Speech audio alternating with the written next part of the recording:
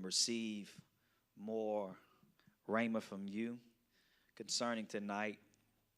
Help us in the areas, God, that we struggle in, that we may find new life. We love you. We thank you for everything you've done and everything that you're going to do. It is in Jesus' name we do pray. Amen. Now give God a hand clap of praise, you all, for just being here tonight. Amen, amen, amen. So tonight, you guys, we're going to be discussing love languages. Y'all excited about that? We're going to be dealing with this for a little minute, too, because how many of y'all know um, love languages is not just between a man and a woman, Andrew, in a relational way, but it also affects us. You can be a better friend if you know a person's love language. You can conduct better business. Amen. How many business owners or business owners in the making we have in here today?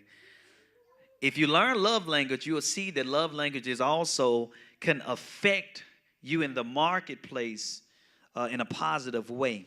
All right. But today I want to start off with love languages from the realm of parents to children. Okay. Because a lot of you all, you work with children, you're with children and things of that different nature.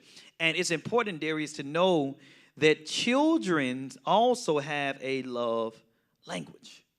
I'm going to give y'all an example. So my son, Junior, he does everything that you probably can think of that come to mind, jumping off couches, writing on walls, just anything, right?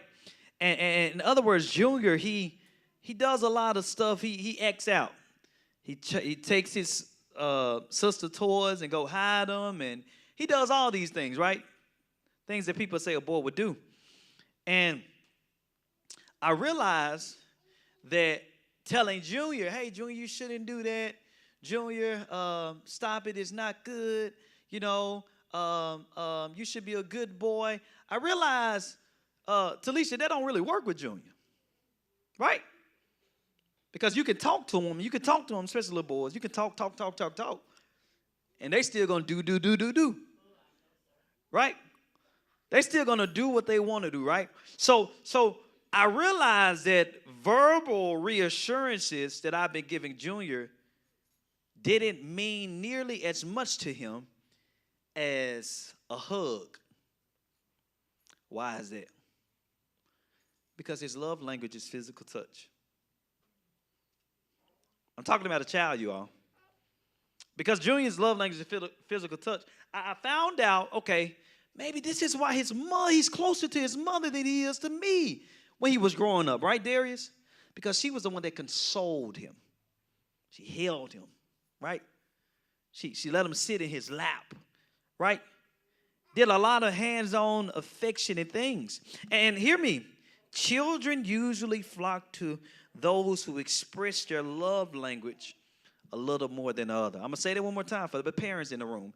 And to be parents, because you can learn some as well. Listen to this. And this will help you be a greater parent. Children, I want y'all to write this if y'all have taken notes. Children usually flock to who expresses their love language a little more than the other. And I'm talking about the parent or the grandmother or the grandpa, right? All these different people, if you're able to express a love language better than the other person, they tend to flock to you. All right? How to strengthen your child's bond? Well, you strengthen the bond of your children by knowing their love languages. Because even if they're children, that does not excuse the fact that there is a particular way that their child wants to be loved. All right? Because knowing this, it will strengthen their bond. Now, and again, I'm talking to parents in here today, and we're going to deal with what y'all really came for tonight, the man and the woman. But the first step is identifying your child's primary love language. Every parent, if you don't know right now, your child has a love language. Now, I know all three of mine have different love languages. Even right now, Ella, even at 10 months years old right now, she have a love language, right? And it's amazing because you should never assume a love language. Why am I saying that? Because the same way I love Junior is not the same way that I love Elisha. Now, they have the same love equally, but it's not in the same way. My daughter Elisha her love language, hey, Jasmine, is a words of affirmation. Junior's love language is physical touch. And we're going to break that down on how that looks in the lives of children in a minute. So, I say this. The first step in identifying your child's primary love language, if you don't know your child's love language, listen to this. It is to pay attention to how they show you love. All right? Because the way that children show you love is the way that they want to do what? Receive it. All right? All right. So why is that important? Because we all tend to offer affection in the way we wish to receive it. Let's start with physical touch. I hope y'all taking notes. All right? You're gonna be a daddy one day, Darius. You take these notes so you can be a great father. Take your son to all the baseball games. The first one is physical touch, right? So when it comes to a child who loves physical touch, I'm gonna give a twist to y'all in a minute. A hug to that child, Priscilla, it says, I love you. If their love language is physical touch. To all kids, for ones who adore physical touch, it shouts, it screams, I love you. Even more than a person who grabs them and look at them in the eye and say, you are such a blessing to me. That means nothing to their child like a touch does. Right? It's things like when you snuggle on the couch or ask your child, watch this, if you want to sit in my lap, or offer your child foot massages, high fives, right? That type of, that a child who loves physical touch, they will tend to be attracted by that, right? And I say this all the time, but I know my son. My son, his love language is physical touch. That's why he always liked to fight. They went over some of y'all head. Okay. Children, love language, physical touch, they tend to like to wrestle. What do wrestling consist of? Touching, right? Some of y'all say, oh, boys always be wrestling. Yeah, that's a love language. So if I ask Junior, hey, would you rather me go and buy you a new toy, or do you want to wrestle? He's probably going to say, let's wrestle.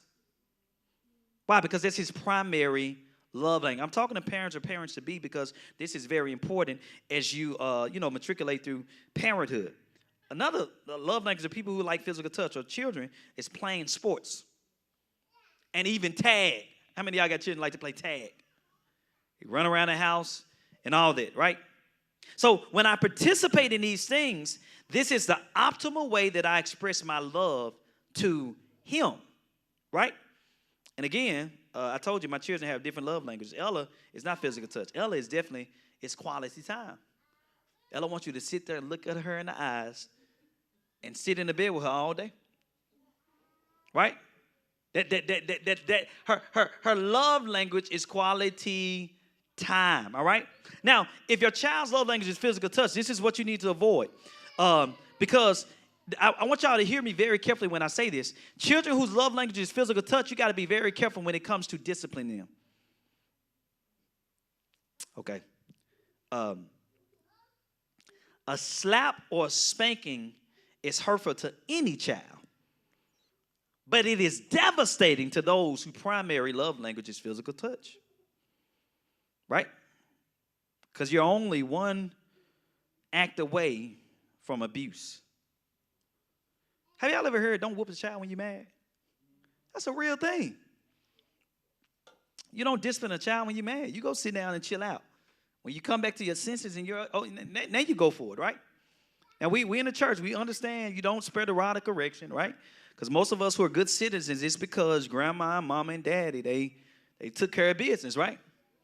So that's very important. The second love language for a child is receiving gifts. Now, this is big for children because we know that children love Christmas, right? Because Christmas is a time that everyone receives gifts. So children who feel love, whose love language is receiving gifts, these are children who feel love when they receive things and aren't just pandering for more stuff, right? But instead, they are actively seeking ways to feel loved by you. Now he wrote this in his book, Gary Chapman, which is the book, Five Love Languages. He wrote in his book, someone whose primary love language is receiving gifts tends to care about, watch this, how the present look, how the gift is wrapped, right? All those small things make a difference, okay? And even when you give a person like this a gift, they remember it for years to come if that's their love language. So children who love language are physical or receiving gifts, a lot of times you find these children always creating things for you and giving it to you, like if it's a drawing, right, a painting, or they like to make stuff and they like to give it to you. One of the ways you can display your love for them is hanging it up on a wall. Put it in a little nice area, you know, where you're showing them that you appreciate what they're doing, all right? Are y'all following me? So what to avoid with this? Children whose love language is gifts, one thing you want to avoid is we have to be careful about overdoing gifts, right? Because when you overgive a gift to a child, that literally can make them, what's the word I'm finna say, y'all? They're spoiled, right? Or entitled. That's where you have children who, if you ain't giving me nothing in my hand, Santi, you don't love me, right? And we don't want to create children like that. So you got to draw the line even as a parent, right? I tell people all the time, don't just give your children everything. I said this the other day, don't give children stuff just because you didn't have it as a child.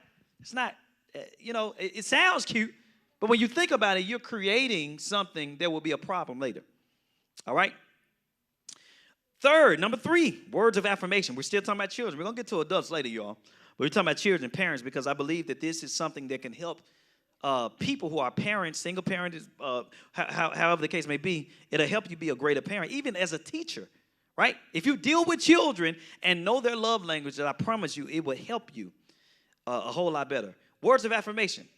For kids who listen attentively and speak sweetly, your loving words matter the most. Now, I know this because my daughter Elisha's love language there is words of affirmation. She don't like wrestling, right? It's not about quality time. But she wants you to tell her that she's pretty and she's a princess when she puts on a dress. And she'll go put on another dress and come in there and say, hey, Daddy, how do I look? And she'll do it as long as Pastor D is not in the house because she do not like when she go through clothes, right? But she does it, why? Because she wants to hear words. People who love languages, words of affirmation, words mean everything. That's why it's not what you say, it's how you say it. All right? We're gonna get a little bit deep with adults because there's a little bit more. I'm just dealing with children right now. When it comes to children, if your child beams whenever you praise them or offers you lots of sweet feedback, what you like to do, and one of the things that I find myself doing even when it comes to children is who love words of affirmation, I get down to their level, right? You get on your knees and you just talk to them, look in their eyes, right? And then you can tell them, hey, you're God's gift to my life, right? That means everything to children like that. Now, I'm saying these things because you ought to understand. You will begin to see a whole different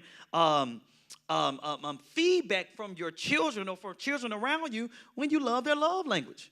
Now, the reason I start with children is because we act like that they just grow into just a person. No, it starts as a child.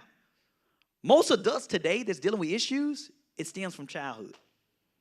And because they was ignored as a child, a lot of people can't even find the root of where all this is happening.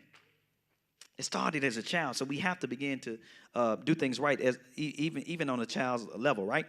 Another thing I do, even with my daughter, if she do something good, I act like I'm on the phone with her mom and I be whispering, like, oh, did you see Elisha go in there and make up her bed?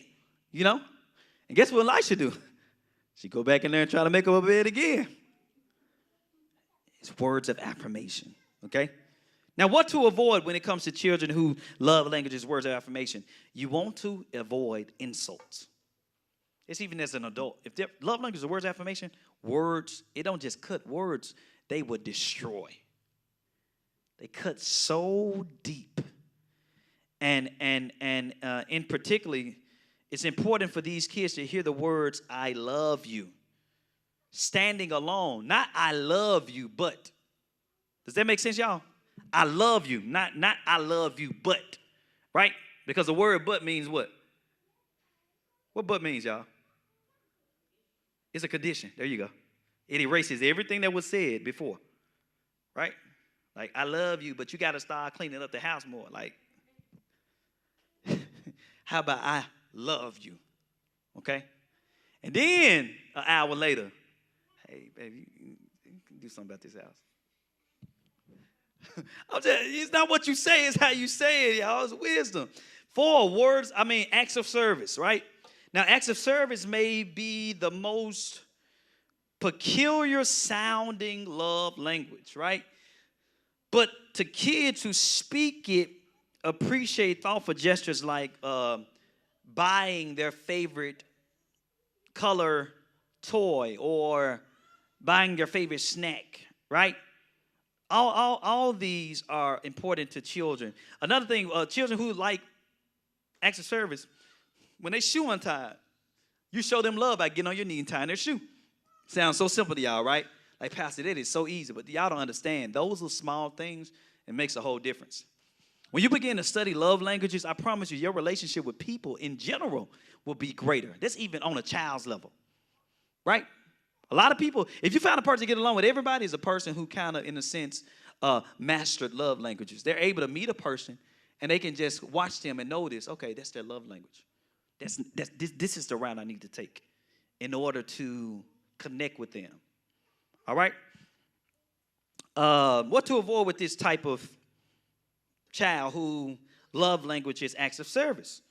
Well, it's important to encourage self-reliance and expect them to do what they can for themselves at each stage of development, because you don't want them to become handicapped to the point where they can't do nothing for themselves. All right? So, I think I said, okay, quality. Wait, okay, yeah, quality time. This is the last one. Then we're going to get to adults, all right? Quality time is the last one for the children. Have y'all ever, well, I ain't going to say have y'all ever. Y'all got children that say, hey, mama, watch this, right? Or come play with me. That is shouting quality time. I'm going to tell y'all this, too. I don't believe in necessarily people just calling children bad. I do know that some children have misbehavior issues, but I promise you, it's signs behind it, y'all. Most children who actually act up in school and stuff, them just children who don't get attention at home. And they find a way that if I do this, if I act a fool in class, I would get all the attention. And what they really is saying, hey, I just need somebody to spend time with me. Look at me, right? But a lot of us, because we don't do our study and we don't homework, we call every child bad. And that's a bad start, honestly. Right? You ain't even get a child opportunity. You don't even know the background. All right? So, quality time, one-on-one conversations, coming together, reading a book. All those different type of things are good, right? And one of the things you want to avoid for a child that loves quality time, and I'm telling parents this, you never want to put their child in isolation. That is bad. Because the child finds really peace and community. Why would you take that away from them? All right? So, all right, y'all ready? Let's deal with adults. I got the children out the way, so we can get into it. Y'all like, Pat, I came to Bible to talk about us, all right? Let's talk about it. So, go ahead. Get the microphone. Go ahead. I'm glad. Y'all got questions at any time. Also, there's a mic over there as well. Talisa, show them the mic. So I know how you said, with behavior issues. So when you say some people speak bad, could that be like you speaking a word curse over your child? When you saying bad, then they grow up and start shooting stuff up, for an example, as bad. Absolutely. Absolutely. Yeah. Remember, words are seeds, right? The Bible says the power of life that death is in the tongue, and they that love it shall eat the what? What is the embryo of the fruit? What before it's a fruit, it's a what? It's a seed, right? So the Bible is telling you that your words is a seed that will one day turn into fruit. So if I'm releasing bad words, one day there's gonna be bad fruit. inside of a child who grows into a tree. Now they have a lot of bad fruits. It's because of bad words that were spoken over their life that are now coming into manifestation. So, I mean, what you speak is everything. You know what I'm saying? It means the word. Communication is everything. Like, nothing can work if it doesn't communicate. It doesn't. Even in, I mean, how many of y'all flew before? Raise your hand. You been on a plane? Well, guess what? Ear control has to be connected with air control. If not, there's not going to be no landing. You're going to be in the sky until that gas run out. No, I ain't saying that. No, we ain't doing that, Angel. Y'all. You're gonna be in the sky though. But it's important. Communication is what makes the heart go round. And watch this. That's why love language is so important, because if marriages, friendships, business partnerships learn love languages, you won't be having a lot of issues that people have. A lot of issues that people have is due to not understanding. And not understanding is due to not knowing. It's ignorant, not knowing that person's love language. Right? I'm going to break it down a little bit. We're going to get into it. Go ahead. So how do you know a child that young is Ella love language? How can you tell? I'm going to be honest with you. It had a lot to do with just watching and studying traits and everything of that nature. But also it's because I know my family, and I know Pastor D's family, and it's just certain things that we notice and we see. Ella don't necessarily care about being touched. That's sometimes Ella don't want you around her, like, get off me. You know what I'm saying? She pushes off you. You can say stuff to Ella. You can goo gaga. She just look at you and stare like Pastor D be, you know what I'm saying, looking. We know that. But quality time, it's kind of like Ella wants you. Watch this. It's not even about talking. Ella just wants to be in your comfort. She just wants for you to hold her, for you to look at her, to pay attention, to watch her. It's just quality time. She just like to be in the room. Prime example. You can't put her down, right? I mean, that's just her love language. All right. Did I answer your question? Okay. Anybody else? Go ahead. Yeah. Go ahead. Y'all pass the mic. Okay. Jasmine, high on the mic. Press the button. Hold it. It turned to green. Now it's green. Oh, Okay. I had a question and a comment. Okay. So first for the comment, I was just about to say, like, I love stuff like this because it really reminds me of the attachment styles of parenting. So I always think that's really cool. But my question was, when you're dealing with the child, right, and you can kind of see, like, the trauma or the background and what they're lacking, how would you deal with it in a situation of, like, a classroom? Like, if it's a child that's dealing with not getting attention at home, and home isn't an option for them, so, you know, they're constantly causing behavior issues, and it's not just them, it's more than one, and you only have so many staff. How do you cope with stuff like that or deal with it? I wish Nicole Cleese was here right now, and I know she's watching online, but I would just say this, like, I can only give you from a pastoral perspective, correct? But I'm sure there's other resources and people that can actually answer it dead on. From their perspective, me personally, I like to study, it's not gonna sound weird to y'all. I study bloodlines, right? I study people,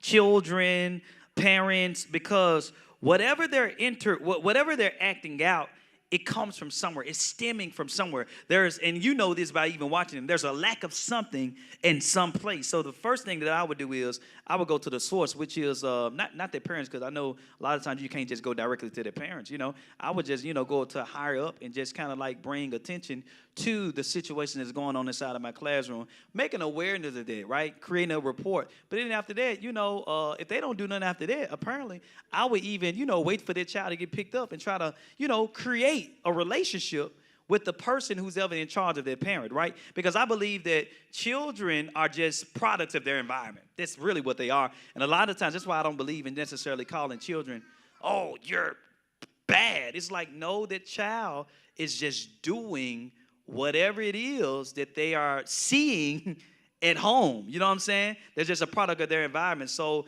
I think that's why being attached to different resources like mentorships, um, um, boys and girls clubs. I think things like that is so important because it'll help in that way. Go ahead, sweetie.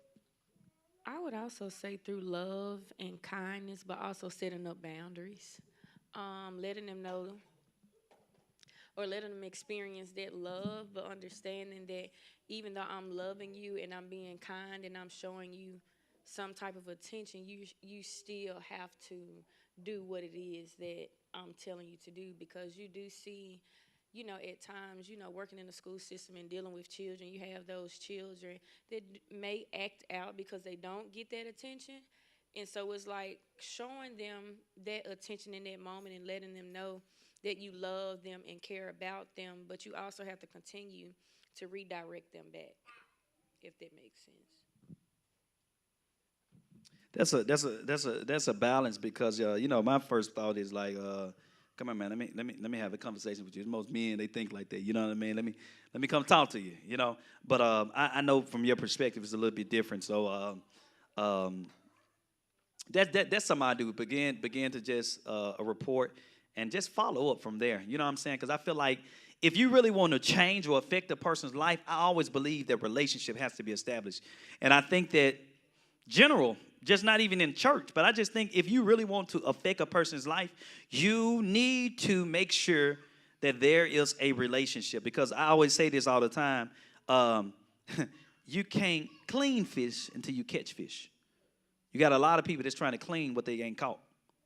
Does that make sense? You're trying to correct what you don't even have. Like I'm going up to a dude, man, pull your pants up. I don't even know that man's name.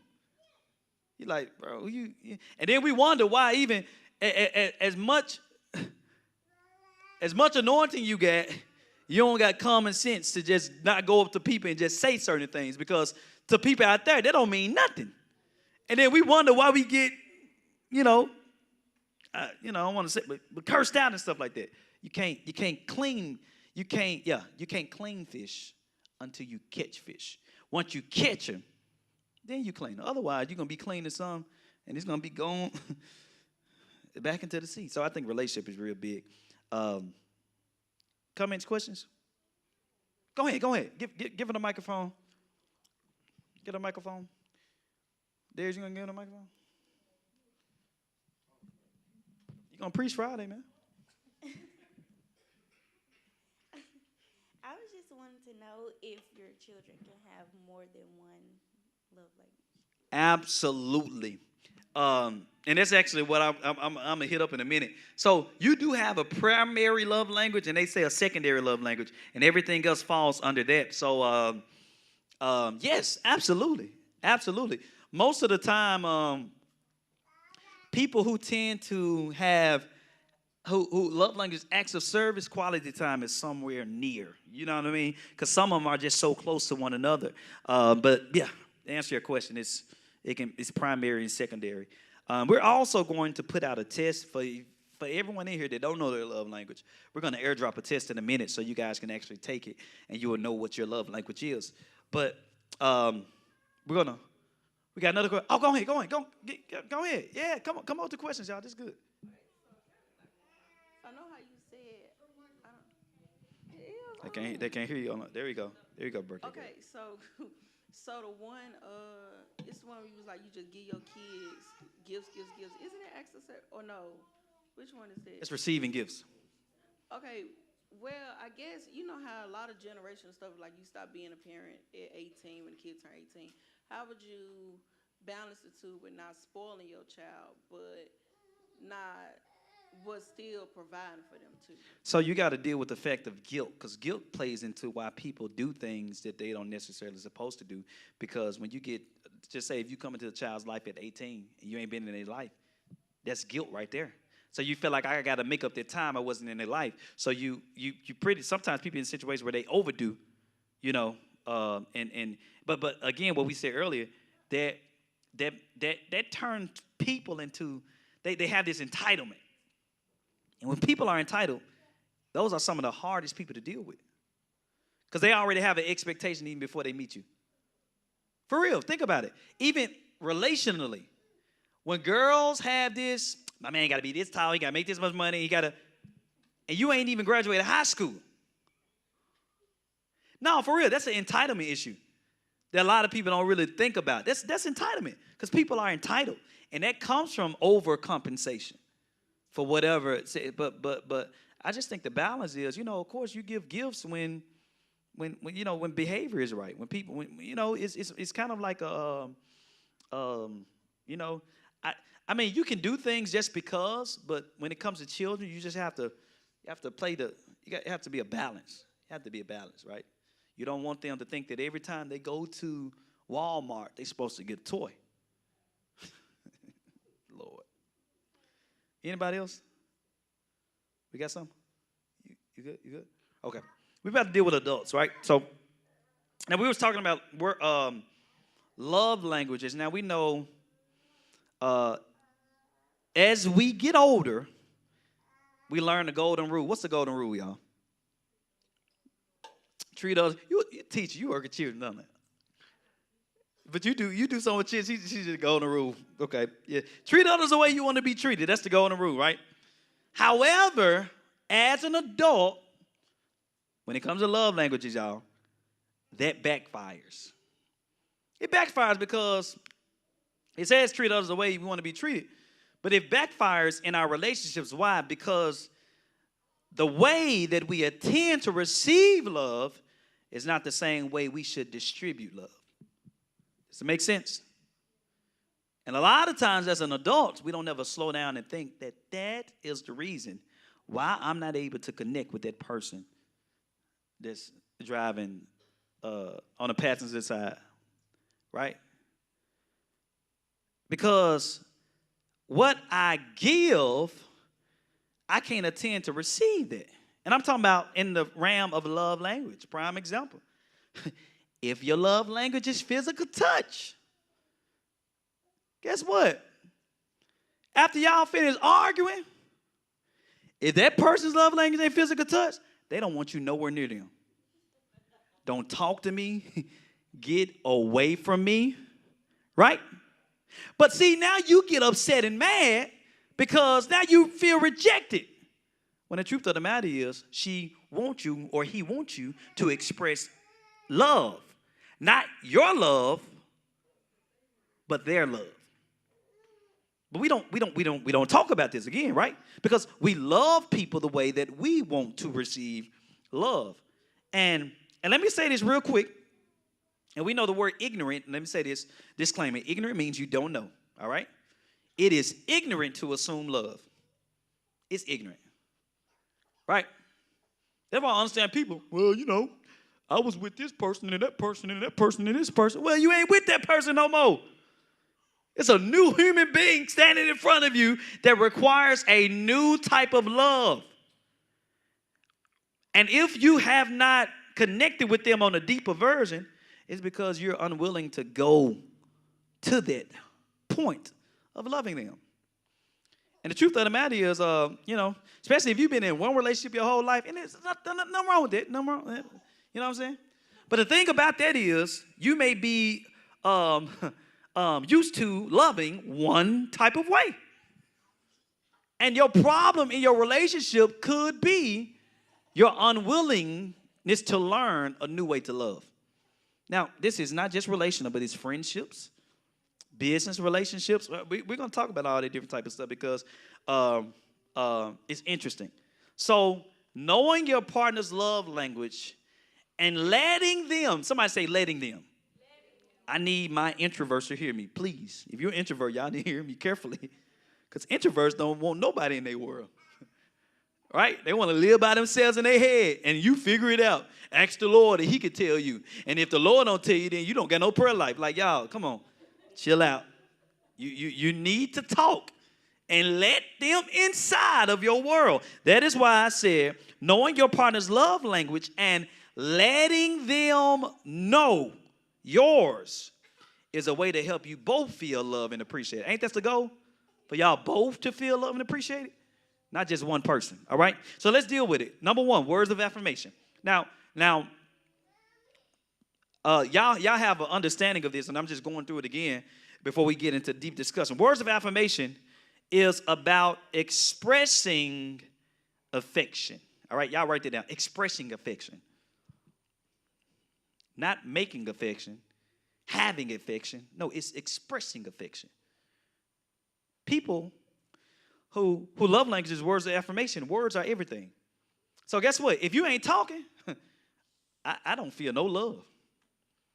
You got to talk to me. I don't care how quiet you is. You got to say something. Write it down on a piece of paper. Text me.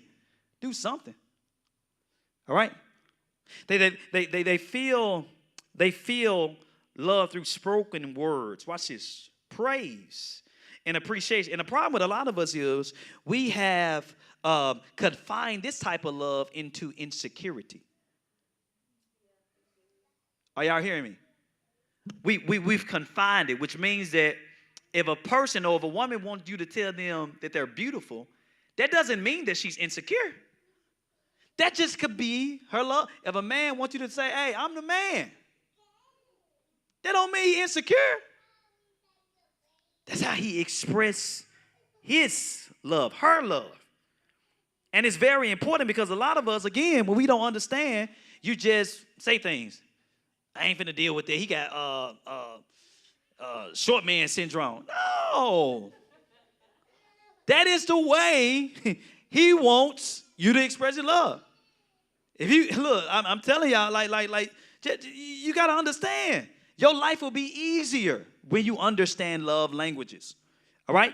So when this is someone's love language or primary love language, because remember I said you can have secondary and all that. When words of affirmation is someone's primary love language, they enjoy kind words. Somebody say kind words. I gotta say that. Not kind words. A lot of us, we sarcastic. People who love language words of affirmation, they hate sarcasm. Y'all don't believe me? No, they want you to mean what you say and say what you mean. If that's a love language, right? Because words are everything. They like kind words, encouragement, uplifting quotes. Matter of fact, people, words of affirmation, they actually prefer people to be direct. Don't give me no load of information. Just tell me. Talk to me. Anybody here, words of affirmation, your love language? Primary love language? Anybody raise their hand? Okay. Is it making sense to you? Do you prefer people to be straightforward to you? Even if it hurts, hey, just tell me. It's a love, which means that is the optimal way that you can show Ebony you love her. Is by keeping it real. Now, a lot of us say, keep it real with me, Pastor. No. Because if your love language, primary love language, is not words of affirmation, you are not going to appreciate people keeping it real. You're going to find it offensive.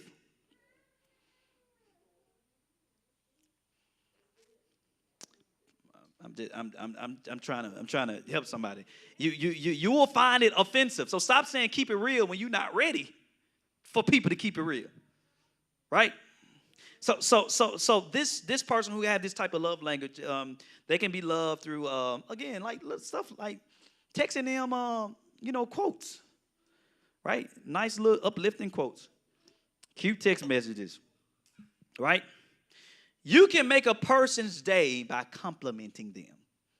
If that's their love language. If you're part, or pointing out what they do well, not what they do wrong, what they do well. Some of us need to practice that. It's a love language. And I want y'all to understand these different languages we're talking about. This is a real realm of how you show a person you love them. Now, I could talk about this all day because even as a pastor, I express my love differently to different people inside of the congregation based off of love languages. It went over some of y'all here. Yes, love. See, love language is not just it's not relational like man, boyfriend, girlfriend, husband, wife. It affects all of your relationships. And if you learn it, I promise you can connect with people a lot differently. And I'm going to tell you this. People who have a problem with having friends are people who are unwilling to shift into another dimension of love. They want to love everybody the same. Right? I told her she was cute. She didn't say nothing to me. She probably don't talk to nobody. So why you get offended by that?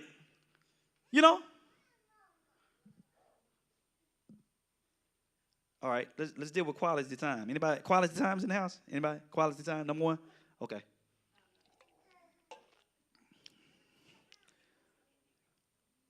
Now to watch this. Someone with this love language, check this out. It's simple. People with quality time with primary, they want your undivided attention. Undivided. I need you to be looking at me, listening to me. Matter of fact, repeat what I just said. That's not control. No. It's a love. See, you remember I told you, it's just like people with words of affirmation. They try to say, oh, they have insecurity problems. No, it's not always the case. That's their love language. So quality time, it can be mistaken as control. It's not control. That's the way I express love. I need you to put your phone up. Don't be texting nobody. Don't be on the phone with nobody. Listen to me. Stop what you're doing and focus on me. This is a real love language, y'all. For real. I want your undivided. Not divided. Nothing needs to be divided. I need to have all.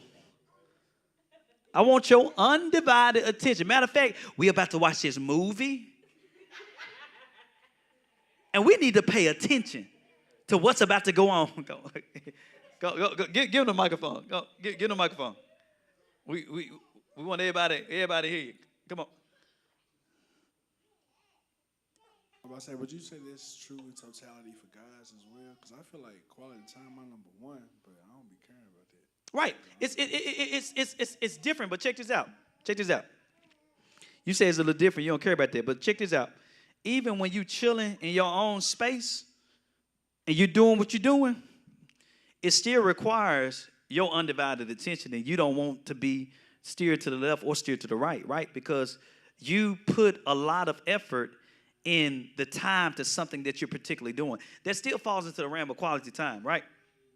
So again, somebody write down. This person whose love language is quality time, they want your undivided attention. Undivided. Doing nothing else. All right? Watch this. They feel loved if you are not just present, but focused. Okay, y'all just missed it. It's not just about you being in the room with me. I need you to be focusing on what we're doing, right? It's funny because people who got quiet, they can get irritated real quick, right? Because it's like now it can drip over into control, Talisha. It can, because here it is. So yeah, I'm finna answer it. If I'm doing something and we having a full conversation and I'm saying everything back and I'm repeating everything you back and saying, but then you say, you know what? I need you to look at me when you're talking to me. See, that's when they tap into control. Y'all don't like that. Y'all don't like that, right? Y'all don't like that. See, the truth of the matter is that is still a human being across the room that you're talking to, whether it's a man or a woman, right? But as you grow deeper in love, you will understand that quality time, as you begin to grow in it and you begin to grow with your partner, you understand that when I talk to her, I look at her in the eyes and I let her know that I'm listening to everything I'm saying. Now it ain't going to be something that you start out with, right? But it's something you can grow into. I'm just saying, I'm just trying to help some people, right? So check this out. When a person, love language is quality time, this means, hey, this got to go. Putting the phone down. People who love language quality time, they pay attention to small detail. Everything. They know this stuff, right? They want your focus, right? Putting the phone down, turning the computer off, making eye contact, and not just listening, but actively listening to me. That's why they say, what did I just say? Tell me what I just said.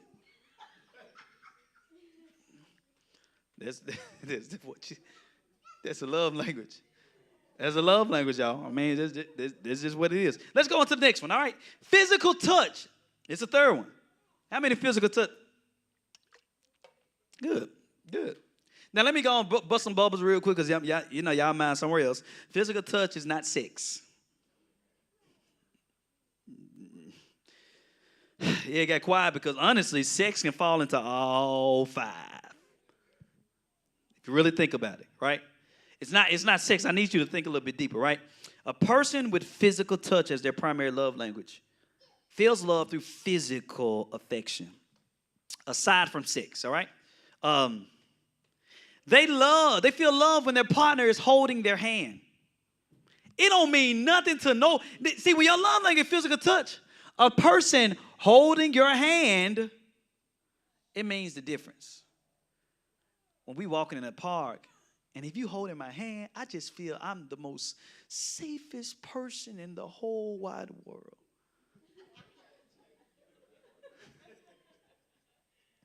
No, for real. It makes a difference. It means something when people, it's small stuff, right? I even tell you this in the business. It's funny. It's funny. So it was this older lady. She was like she had to be like 82. And we were talking about the house and everything of that nature. And I noticed this lady, her love language is physical touch, because every time she was talking to me, she just, she just kept coming over there and just standing next to me and shoulder to shoulder. I'm like, oh, what's wrong with this lady, with a little cane and stuff like that. So there's, I said, okay. I said, ma'am, I said, come here real quick, there. This is what I did. I'm going to give you all an example of what I did. And her love language. Now I'm shifting into the marketplace, right? Because love language can be shared in every aspect of life. I told her, I said, so what is it going to take for us to, move this property for you? She said, sir, I've never been touched like that in 30 years. And you made me feel so special. And y'all, it kind of shocked me, for real. It did. But you can sit down.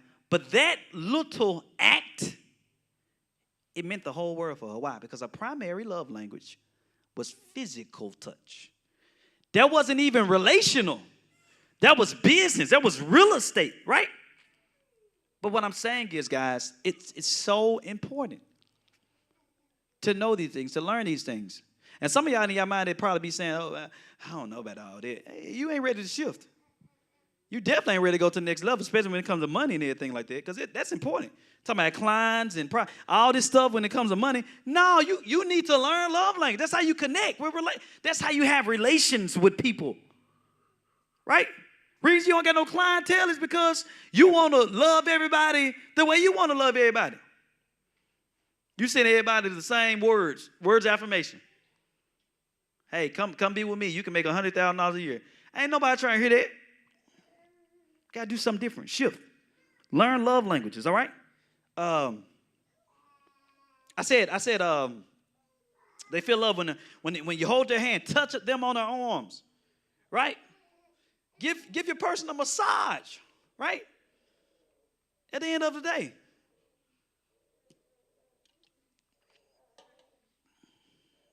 See, this person's love language, their imaginary date ain't even going to the movie.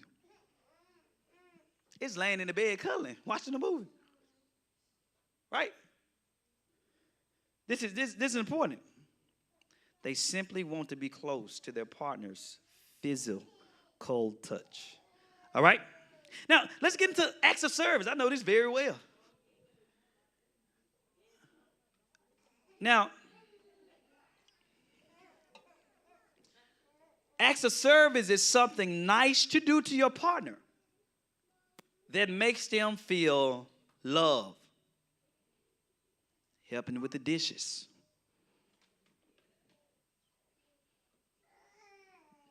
Vacuuming the floor. Now things related to cleaning, right? Putting gas in the car.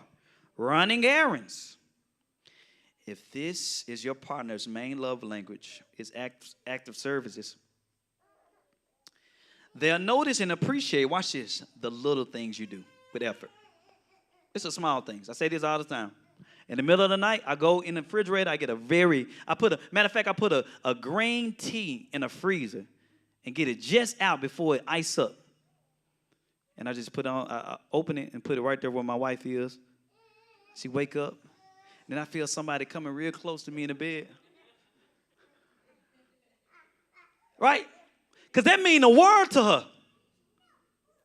See, y'all saying, man, this crazy, it's so small and y'all don't understand. It's the small and simple things that we're not doing. That's why we're not able to connect with people. It takes it to a whole nother level, right?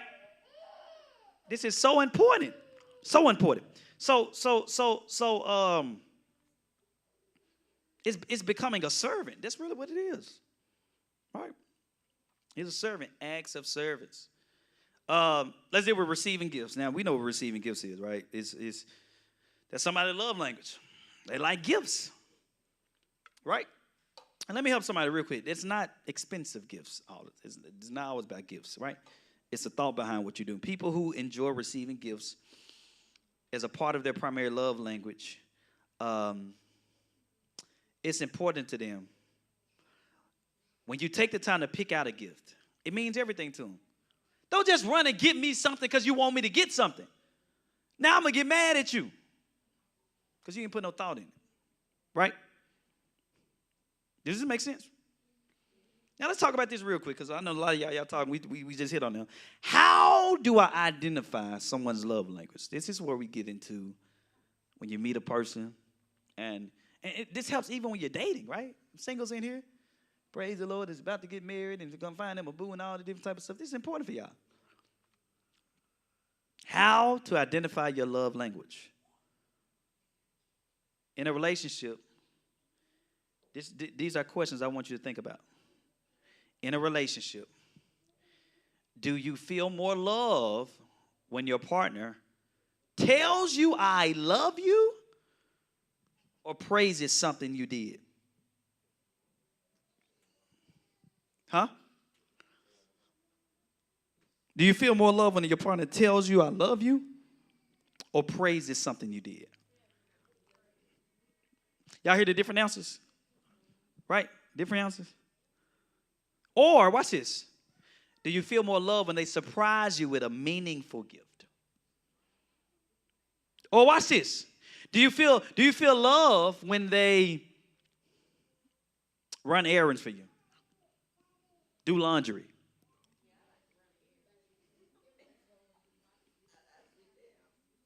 Some of y'all say, I can wash my own dishes. They can do it for me. It's just different love languages, right? But check this out. If as I'm telling myself, this is before I knew Christ. I was that guy because I knew love languages. I know Nelson finna laugh. No, for real. When you know love languages, it's like you can flip the script. You connect with people on the way. It's like you ever met somebody that try to love the same love with everybody, bro. That's why you making mistakes. It's different people. You trying to be a player and a pimp and you don't even understand love languages. Right? You ain't even doing it right. Disclaimer, I'm not telling nobody to do it while you act there smiling. I ain't looking at the person. Cause y'all back there, boy, right? I ain't pastor somebody. No, we ain't condoning it, all right? We talking about BC, before Christ. So look, do you feel more love? Watch this. And watch this, I'm going to give y'all two examples. Tell me this. Do you feel love when your partner plans a trip or when your partner plans a trip just for the two of you? You see I just said that? Those are two different love languages. Because planning a trip for the two of you, that's quality time. Planning a trip is acts of service. That's why, y'all, it gets real deep. When you get deep into this thing, your chemistry begins to be so deep. That's why it's easy to have chemistry with other people when you know love languages. You know how like being a relationship. I mean, me and my wife, when we sit down and talk to people, we can see two people. We know they love language. We know their love language. It'd be like 2 + 2. Only thing you gotta do is do this. Hey, only thing you gotta do is do this because it's simple. Go ahead. Give a microphone. You had a question? You go. All right. Watch this. Do you feel love when a person holds your hand while you're walking?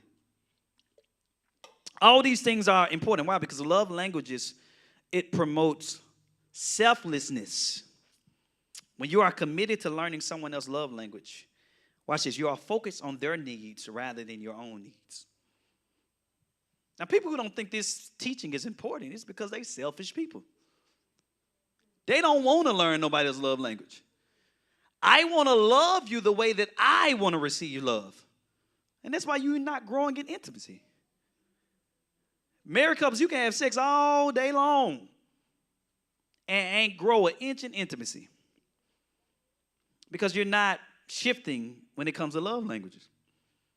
You get to the point you shift love language and it's just certain things happen. You be like, whoa, wait a minute, hold on. It's because that's what opens people up. It's the way to love them. All right? So again, love languages creates empathy.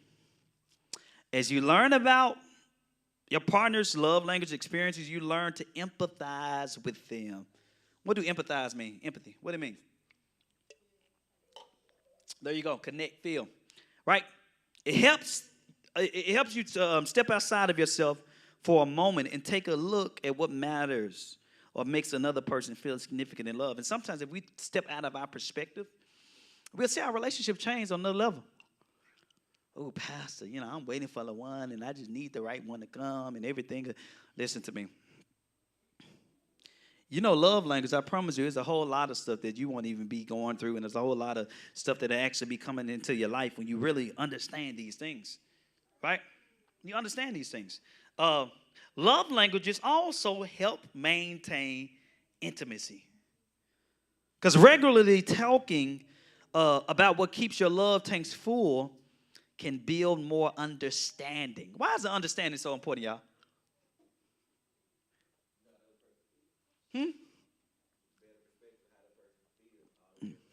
Exactly. Let me ask y'all this. Would y'all rather somebody to show you love, or would you rather somebody to show you understanding?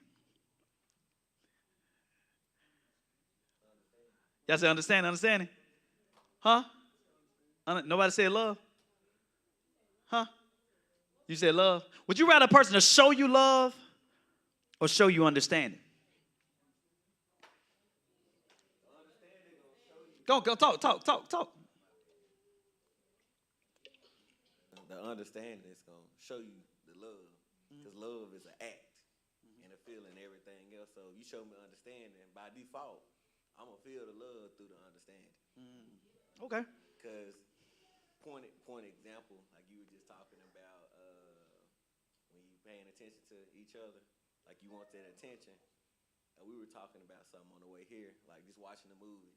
You working on your phone, like, did you hear what I just said? Yeah, I just told you everything. But now I do have an understanding on why you feel that way.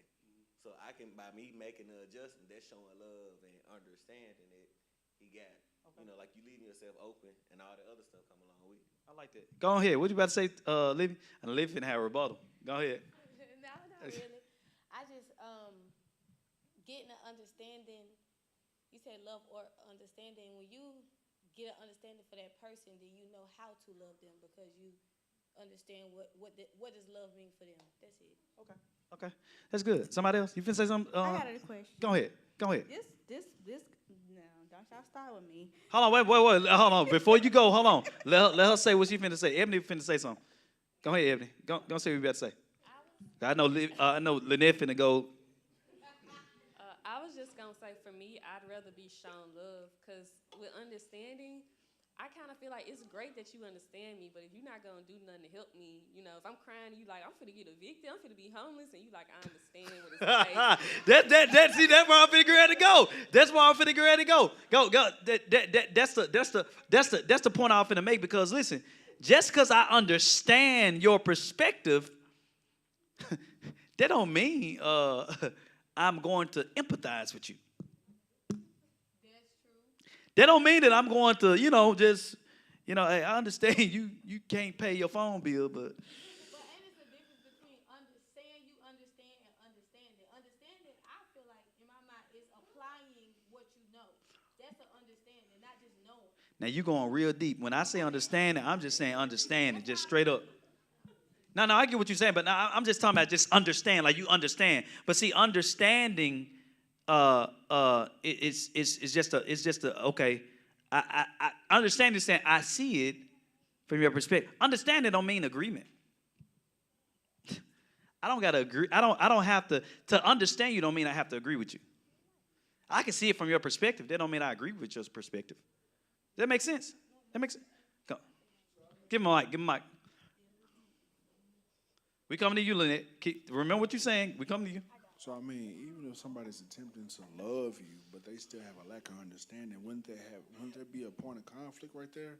Because if they're not fully trying to understand your love languages, how you receiving things, comprehending things, and y'all still butting heads in the area, so in my opinion, necessarily loving that person, I ain't gonna say go out the door, but if they're not understanding, y'all don't have a common understanding, then would that really be, being able to be loved in totality? Because y'all have a lack of understanding for each other. So y'all gonna keep seeing things different ways. Y'all gonna keep bumping heads, and it's gonna be a repeating thing.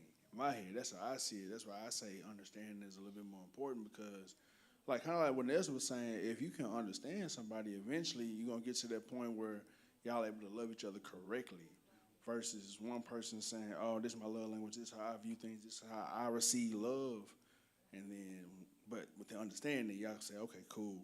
We can meet at this middle point because we have an understanding with each other, and now we can fully walk in love with each other because we get each other." I see what you're saying. I say this to that. Understanding ain't something that just happened with one conversation. It's something that takes time of a process, right?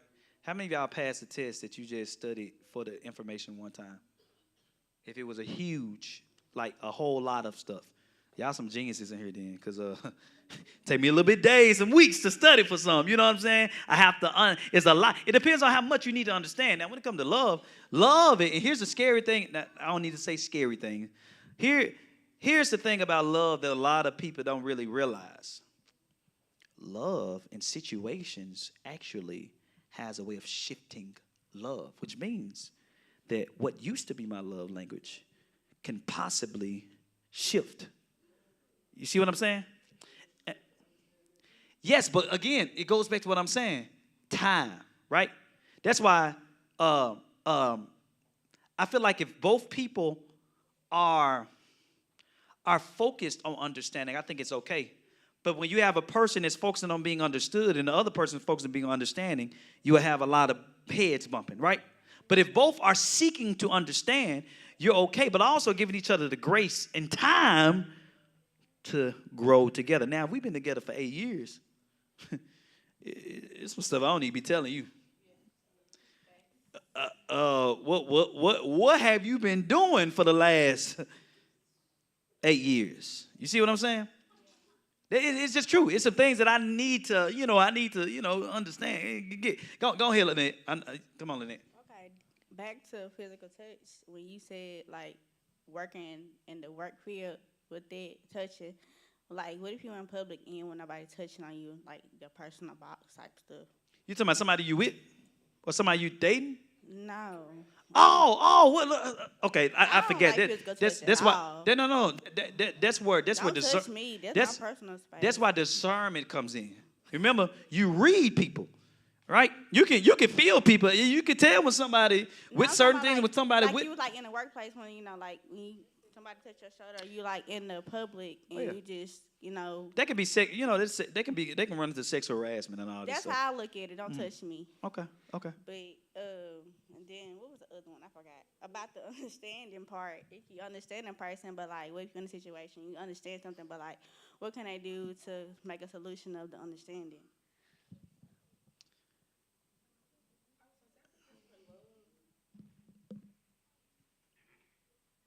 I think that's where love kind of ties in. It's hard to have one without the other. I think they kind of coincide because a person can understand you. Let's just say if you have a situation where somebody's love language is physical touch, but then let's just say that significant other was abused as a child. You see what I'm saying? And they have a hard time with opening up with that physical touch because of what has happened. It doesn't mean that they don't understand or love you because they have a hard time of showing you the way that you need to be loved. It could also be some personal things that they're dealing with within themselves that's not allowing them to necessarily display that love that you need. So I think it's a matter of the situation and what's at stake. Because like I said, it doesn't mean that that person don't love you or that that person isn't understanding, but it's like, okay, I'm understanding where you're saying, but where do we find that common ground as to where you're working with me and I'm working with you, and we're giving each other that grace and that room to be able to grow into those things. So I think, it's kind of hard to just say, oh, well, you just need understanding, or, oh, you just need love. You really need both, because it's kind of like love is that action, that you need. That understanding in the sense is like the knowledge that you need. So you need both, I would say. She the only one that came with the right answer, right? Now, what about what you? Okay, and then the other one was undivided attention. That's can be insecure and controlling to me. Okay, that's fine. It could be that for you, right? But the truth of the matter is, that may not be your love language. So that is why you don't necessarily see it as a. I mean, that's probably why you see it as a issue. What's your love language? What's your primary love language? Acts of service and gifts. Okay, so acts of service and then gifts number 2. So acts of service, you like to be served, and also you like to. If you're not doing that, then I don't get the point. Like. Right. So that, but here's the thing. That's okay. However, I'm gonna give you a different perspective, because that's your love language. It'd be difficult right now for you to show love to somebody whose love language ain't gifts or acts of service, because your perspective on another love language is diminishing.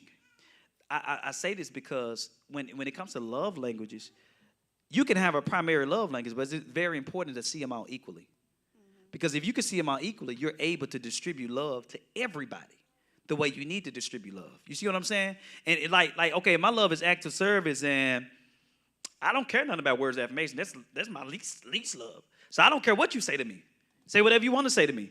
So a lot of times people like that, they say whatever they want to say in their minds, and they're not able to connect with somebody if their primary love is words of affirmation. And they'll make them feel crazy, right? But then at the same time, they don't understand why is it they can't necessarily connect with someone that sees love differently from them.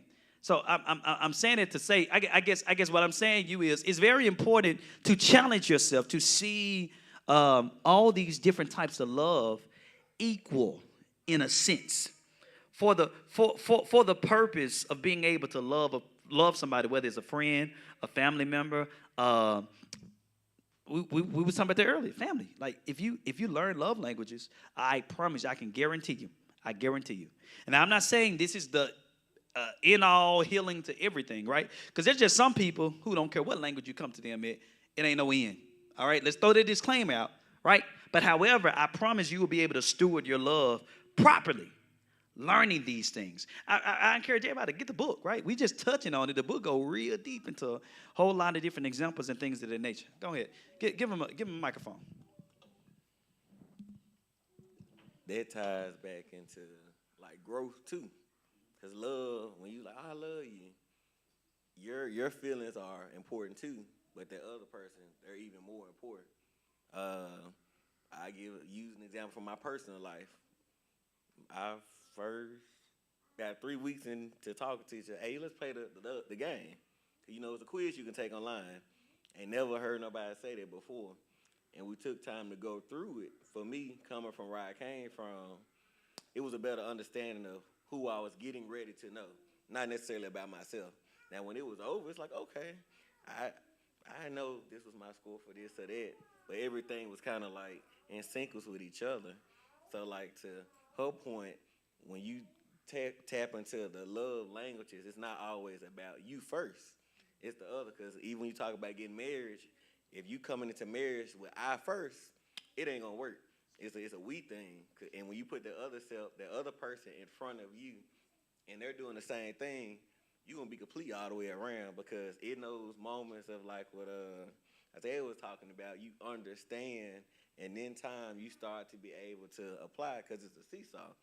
You just want to be able to make sure the cord don't break when you know, understanding somebody love language. So even like what you was talking about on the job, hey, like you said, that's sexual harassment all day. But it's different when you got a business because now you got to go out and cold market and get to know somebody to get a goal, you know, get a deal done. No matter what your business is, you got to make that transaction work. And you got a window of time to get it done. So if your discernment is off, you can't read body language, eye contact, etc., you gonna be broke that day because you ain't closing nothing. So you got to be able to turn around and figure out what's going on because every level of love language don't apply to the basic part of, you know, I'm just talking to Ashley over here. I'm talking to Bob. You just said it, you talking. That's not trying to understand each other to see where that thing can go from the start. That's so true. Talking is actually trying to be understood. Listening is trying to understand. The Bible says, matter of fact, the Bible takes, it measures understanding as more important than understanding because that's why it says be slow to speak, quick to listen. I was going to say this from what you just said. It is hard for selfish people to exist in marriage. So hard. You know why? Because selfish people they take the perspective of marriage not as I do, but rather I'll try. Are y'all listening to me? Not I do, I'll try. And people who are still in I try, they're not even ready for covenant. Because covenant is, hey, I'm in this thing, sickness, health, better words, poor, all this stuff. I'm in this. It's a covenant. It's cut. Blood. We strap. Right? Whatever happened. I don't know, but I do. Whatever happened. I do. Selfish. It depends on what it is. I don't know. I try. Mm-mm.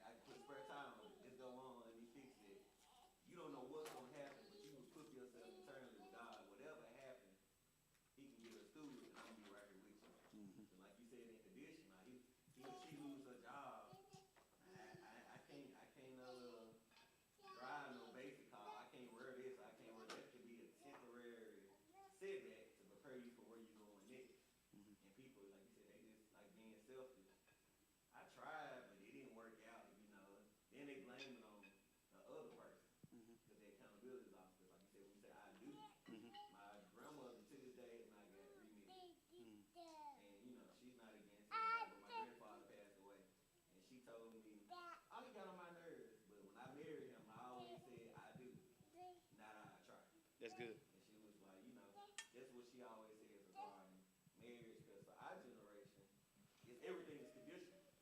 Like everything is conditional. I'm gonna come to church, come in here, the air off, everybody on. Even on my church, let the air go out. Man, I ain't going up in there too hot in that building. It's a condition on what you want. Are you really gonna show up? Regardless, if we gotta have it in the parking lot, we sitting in our cars and shit before. Like, are you all in or you partially in based on the condition? So what you said, we talked about that 2 months ago.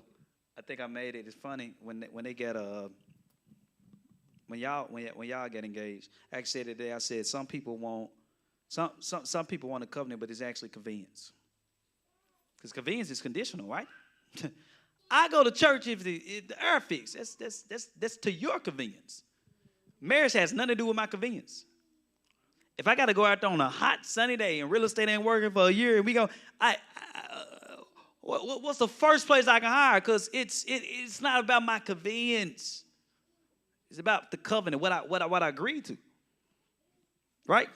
This is important. Love. It's really important because, I mean, think about it like this. I talk to people who got divorced before. People don't get divorced because they don't love one another. I know people who get a divorce. After they get a divorce, they still sneaking around and being with each other. Love wasn't the problem. It was understanding. The Bible says, in all you're getting, get love. No. In all you're getting, get an understanding. And why can't you understand one another? because you're not willing to shift, to open yourself up to a new language of love. Pastor D's birthday, I can give Pastor D all the gifts in the world. It'd be selfish of me to get mad, and us being together for over 8 years, it'd be selfish of me to get mad if she look at me and look crazy like, are you serious? See, some of y'all be like, oh, she ungrateful. No, she not. We've been together for 8 years. Her love language is acts of service. It is not gifts. Pastor D would rather me going around and anything as it relates to service. She'll take over a brand new car. Pastor, I don't know about that. Yeah, that's because that's your love language. You different. Yeah, you would take it. It's your love language. It's gifts. Right? So the thing about it is, it's not, it's all about love languages. And the thing is, when you know a person's love language, you grow in it. I do not give you what I want you to have. Like, y'all need to write it down. You loving somebody, you do not give them what you want them to have. This is not a grandparent giving my family's crest stone to my grandchildren. This is, I don't give you what I want you to have. I should give you what you like. That's a gift. Sometimes women be getting mad at homeboys. He's giving, he ain't like mine. And I took my time. Girl, that ain't his love language. You know what? I bought you some, I bought you some, some good cologne. Because I wanted you to have some cologne because you don't got no cologne. Now y'all quiet. You quiet. But see, in a man's mind, dang, you trying to say I stink or something? And y'all said, no, Stanley, it's not that you stink. I just wanted you to have it. You don't see not one bottle of cologne over here. Oh, wait a minute, let me switch it up. Because there's another love language with men. Let's check it out. It's called financial love. Let me tell y'all what they have. See, women like to do stuff. But most time when we do stuff, guess who got to pay for it? Oh, see, it's a silent night now. Y'all silent. Y'all quiet. But then I'm Miss Independent, though. Oh, you heard the man in the back. You heard the man in the back. It's called financial. Okay, he don't never want to do nothing. He don't never want to do that. I'm always playing these chips and everything. Wait a minute, hold on. Shaniqua. Who's paying? Well, no, listen. Who's paying for these creative ideas you got? That's pure. That's cute. Who's paying for it? Well, I mean, it's his card. Oh, okay. Because at the end of the day, he's funding it. Now, wait a minute. It's not, I'm being equal right now because I just talked about the women. But see, the thing is, if that's something that's going on, try this. Plan some on your dime and just tell him to get ready. Hey, we going here, I already got it there. And let's see his reaction. See, y'all don't like that. See, I know this because I already knew she was my wife the first time. See, when we went out, she paid for the meal. I was shocked. I said, dang, I know you got a daddy for real. You got a real close relationship. She said, I do. I could tell because he already, he instilled that in her. And even for women, like even you dating, you need to always have something for yourself. It's just a wise thing, even as a woman. Stop looking for a man to take care of you. Please, y'all, please. Have something. Stop assuming. If he ain't paying for the meal, he ain't the one. That is what you said. God ain't never told you that. See, now it's quiet, Andrew. Ain't nobody talking there. I'm trying to help you, for real. You like for real. He can still be a gentleman, and you can pay for his steak.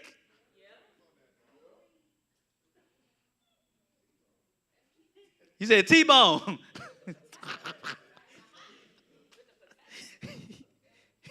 Flemings, boy, man, the porterhouse.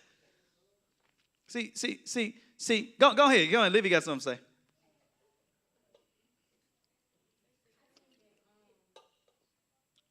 Also, you might be going to touch on this. I don't know, but I think it's worth mentioning that also your love language may be one thing, but the way you show love can be completely different. Or you can.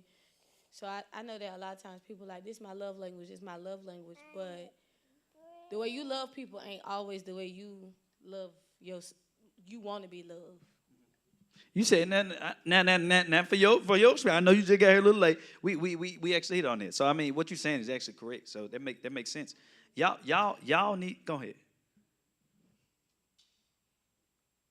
Going back to what Pastor D said, at what, like about the love and understanding, at what point should you not allow your trauma to, not, be that for your spouse? Is she trying to change the conversation with the financial with men? Or is she trying to? I'm just playing. Answer your question. I know what she said. I'm just joking. Come on,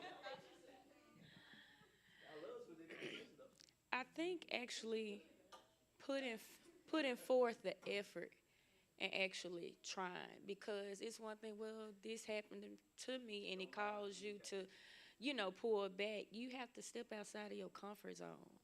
So even though it probably make you uncomfortable, like if something like that, did happen, just taking it, I think like one step at a time. If you know that their spouse love language, like I said, physical touch, and it's a hard thing for you, it probably make you uncomfortable holding that person's hand. I mean, sometimes that's just the reality of it because we're all trying to work through things. Or let's just say if you have a hard time, opening up, but that's in their love language is words of affirmation, but for you, that's not necessarily the case. I think practicing that thing, and I feel like the more you do it, the more comfortable that you will get, and you may even find yourself enjoying that as well. It's just the fact that a lot of times we're robbed from things at an early age. And when you're robbed of that thing and you go your whole life without it, when you find it, it probably is uncomfortable. But you can even find healing in that, and deliverance, in that. And sometimes God will pair you with a person, to show you that part of you that needs that, and you're not necessarily aware of that. So that's why sometimes marriage, it is a challenge because it forces you to do things outside of your comfort zone and what it is that you're accustomed to. But it's still trusting God in that process and like, God, I'm not really used to this, but I know that this is something that my spouse needs. God, you're going to have to help me in that. But like I said, still putting forth an effort. Hey, baby, you look good, you smelling good. I really love, especially when you're not used to hearing things like that. Even as a child, it's like, well, how do I express something that I've never had or really experienced for myself? How can I tell this person I love them and show and express my emotions and how I feel when I've never done it or never seen it done? And that's where you just have to really rely on God, that he will even give you sometimes the word to say or give you the boldness to be able to push past what you feel, because it's not always about you. And it's one of the things that even I had to learn in marriage. I'm like, yeah, certain things make me uncomfortable because that's the area that God challenged me in, coming from somebody who experienced, molestation and stuff like that. And with my husband love language being one of those of physical touch, I'm like, God began to challenge me in some areas. But the thing is, it's possible. Am I perfect in it? No, because guess what? If we're all honest, we're all still trying to work through things. But it's putting forth that effort every single day, and tackling those things that make you uncomfortable. That's good. I'm going to add something to that. Focus, and especially us in ministry, I want y'all to hear me. The marriage, we need to focus more on laying hands in the bed than we do with laying hands on the altar. A lot of times, we focus wrong. Ministry. I got to get this money. Even business, even work. Do you understand when you, check this out, when you cultivate this, and I'm using this in my family, when I cultivate that, whatever I invest in that's where heaven invests in me. You, and everybody, and I say this about men who neglect that and put other things before that, they forever be chasing that. Never able to get what they want out of it. All right. But to say the least, love languages are very, very, very, very important. Yeah, y'all try to change the subject. I'm finna jump back in it though. Real quick, before we go, hold on, wait. I gotta say this, y'all. I'm so serious, women. I'm so serious. And it's not always about and then it's funny because when it comes to women doing stuff for men, it's like, oh, look, she trying to pay for her man. It ain't, no. Men can enjoy some free dates too. Yeah, I ain't getting no amens. It's okay. That's okay. That's okay. That's fine. That's fine. That's fine. That's why. That is exactly why. Well, I ain't gonna say that. But it's very important, you all, to understand these things. I mean, that don't make you less of a woman. I mean, think about it. Women okay with, girl, I'm just going for the date, for the food. Yeah, girl, this I don't got no, like, that is so bummage. That's a bum. I don't care what y'all, that's bum behavior. It is. She said, hungry bum. It is. Girl, I'm just going for the porterhouse, girl. I don't got nothing. After that, girl, I'm blah, blah, blah, doing all the extra stuff. Like, what's wrong with you? You really going to this date because you want a steak?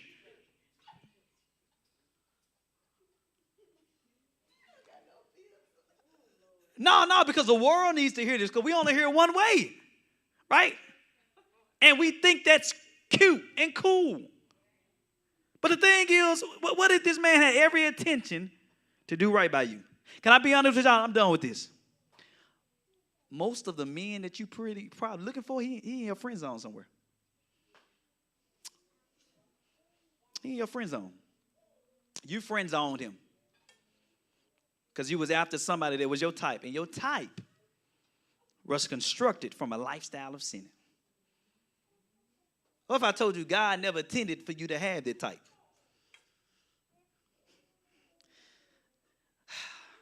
Okay. Yeah. Go ahead. We got a question.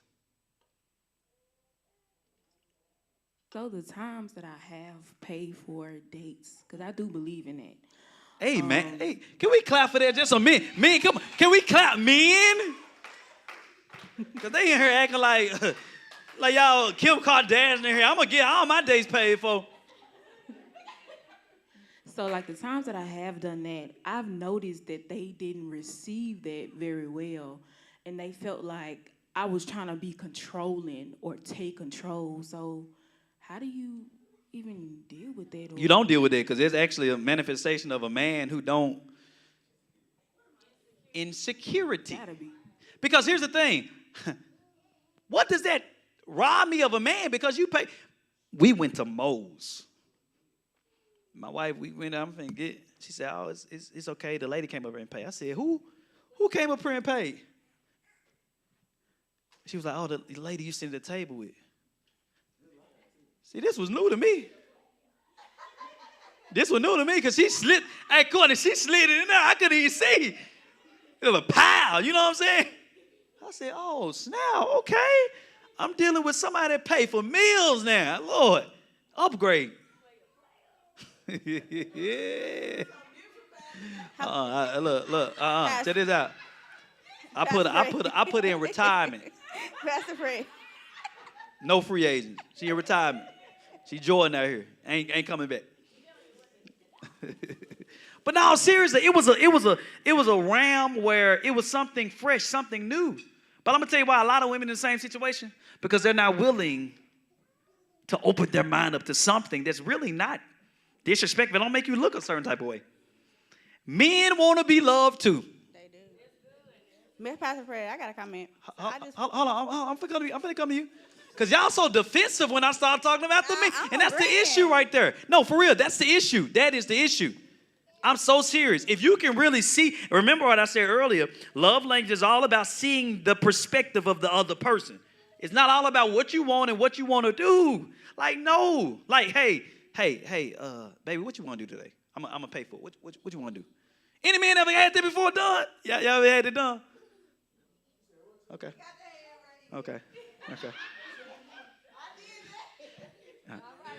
You a newbie. Yeah. Huh? I said, now I was talking to the men. I was saying, if any man had a woman to come up to him and say, what you want to do today? Whatever you want to do is on me. I don't care. Tell me, whatever it is. We do whatever you want to do. I'm going to break the bank on you, baby. I give him the card. Go ahead. Come on, Lynette. Come on. I just feel like me, like gifts and acts of services. I just feel like if I ask you for something, don't ever feel afraid to come ask me.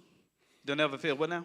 Like me, like in like dating stage, like if I say I want this, I want that, or like I'd rather you fill my car up than to take me out on a 150, a big amount of date. Like I don't care for that, cause I'd rather like say take a walk in the park, something like that, or just something small. The smallest stuff go a long way with me. If I ask you to fill a car up, or like filling my car up, you know how some dudes be like, I ain't doing that. They take it like I ain't no simp, I ain't no you know what. Like so you just giving out your profile for your eHarmony account on the internet? It don't. No, it's not like that though. I just feel like if I ask for something, they shouldn't be afraid to come ask me for something. I get but here's the thing about some men. And men don't look at it like that though. No, look, some of them don't, but some do. I'm so glad you said it, because when you say men, you can't generalize. Just like we can't generalize women. We have to say the people that we have been. I tell women this all the time. Stop saying there's no good men. Stop saying it. The accurate thing to say is the men that I've dated have not done this. Why is that important? Because if all men trash, that means that your choice, your decision. Why you keep going after trash men? It's just a reflection of your choice. We say this before. If all men are dogs, you don't want to feed them dog food.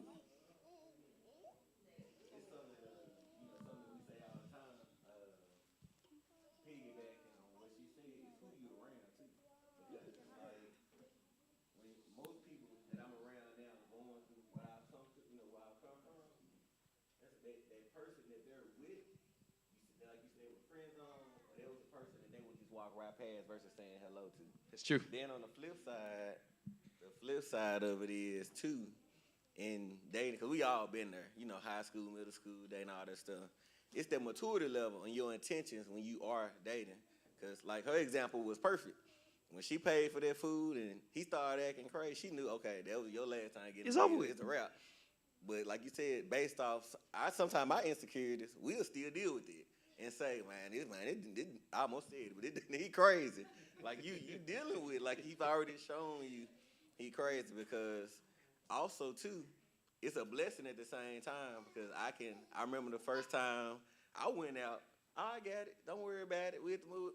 Get the big nacho, get the big drink, for real. The big nacho. I was like, hey, like you, like on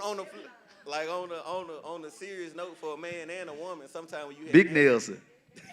Sometimes when Jamie said, don't do that, Fred. Don't do that.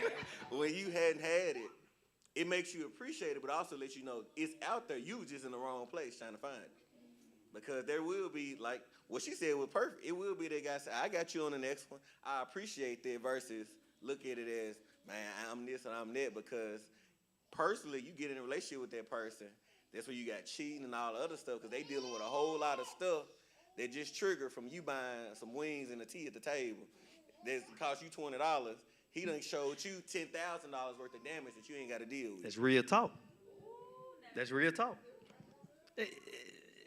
Hey, can I help some women too? This just for stop forcing something that's obviously not gonna work because of your rejection issue. Don't ever allow rejection to push you into a point. We're gonna make this work.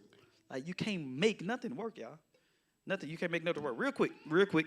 And we're almost done. Love languages help you share love in meaningful ways, right? We're still talking about love language. So this is important because, again, when the couples or people start speaking one another's love language, the things they do for each other become more intentional and meaningful, right? They are saying, I love you in ways that make sense to their partners, who then feel noticed, content, and appreciated. If your partner ever told you, I just don't feel appreciated, I just don't feel, they're telling you we're not connecting. You don't know my love language. You don't. You don't. Person love language, words affirmation. Hey, tell them good morning. What did you dream about last night? How your day go at work? Now, a person who got a love language like that, they take that to the store. He just asked me what I dream, man. Let me go to this store and see what he want for dinner. I'm trying to help y'all. Like that's a real thing, right? Go ahead. Give him the mic. Come on, y'all. Give him the mic.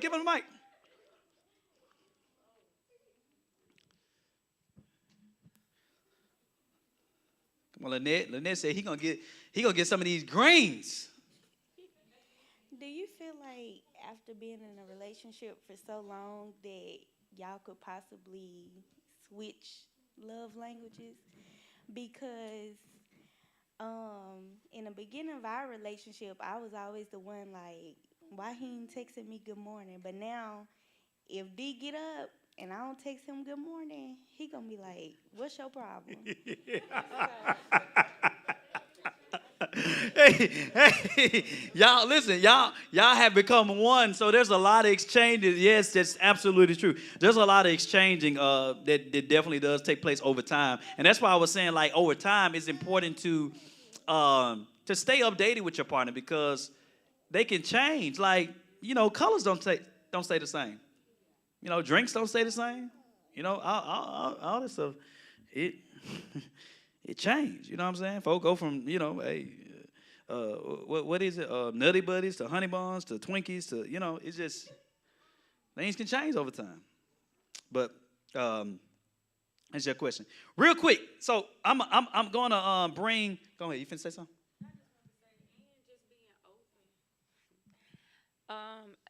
And then I think it's like a trial and error thing. Just being open if your significant other or friend or whoever come to you and tell you that you haven't necessarily been loving them the way that they desire or need to be loved. Not getting offended, by that. But looking at it as an opportunity to grow. Because like I said, a lot of times we try to love people. I remember a couple of weeks ago, I remember I had felt the way of Pastor Fred because I wanted to do something special for him. And so I had took the time, put all of this stuff together. And Pastor Fred was looking at me like,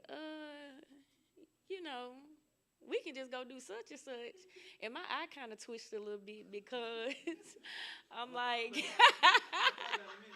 like, how much time, I spent, but see, quality time, that's my love language. So I'm like, I got offended and was hurt because I'm looking at the time that I put into that, quality time being one of my, love languages. But that's not Pastor Fred's. And so it's kind of like one of those things where Holy Spirit literally reminded me, like, okay, I understand you may be upset in this moment, but at the same time, you have to be careful that you're not falling back into giving him what you want for him to have.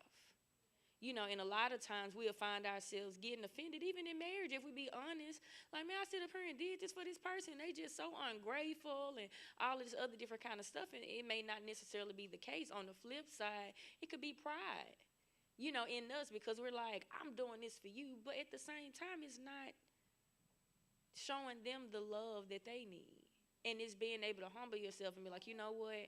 Okay, I haven't, necessarily been, doing what I should have done, or I was giving you what I thought. So first, let me apologize for trying to, just out of my ignorance or not necessarily knowing, but going forward, what's the solution or what's the answer?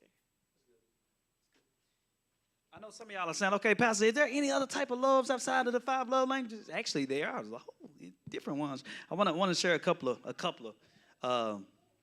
sharing a little bit with my wife. I want y'all to write this one down. Number 1, emotional love. We're going to 6, all right? We're going beyond the book. Emotional love. Now, people with emotional love style, they feel love. Watch this. This is important. When their partner is able to connect with them and support them through tough, difficult moments that bring about anxiety. See, that's a love style because some people don't understand it, especially when you're dealing with a person who's full of a lot of ideals, who's always working, who's always doing things. Emotional love is very important. Very important. It's kind of like the fan base. It's kind of like, hey, I'm behind you. Not just I'm behind you, but we're connected emotionally. You see what I'm saying? Like, you know that, okay, I'm irritated right now. You ain't trying to talk to me. Oh, y'all ain't listening. Some of y'all still trying to get your point across when a person is irritated. No, that's not wisdom. Yeah, there's no wrong with that. It's called wisdom. Some of them want to be in control. No, you finna, and we be saying, you finna talk to me right now.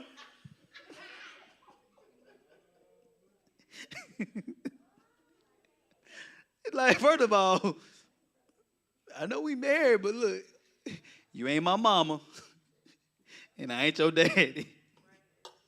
No, seriously. It's important to connect because y'all understand emotion is so, I feel like people overlook it. It's so important to be emotionally connected. You know why? Because when you're doing things together, if you're not emotionally connected, y'all just there physically. Y'all not even feeling each other. Right? Y'all come to church, y'all go to the movies, y'all present together, but y'all not together.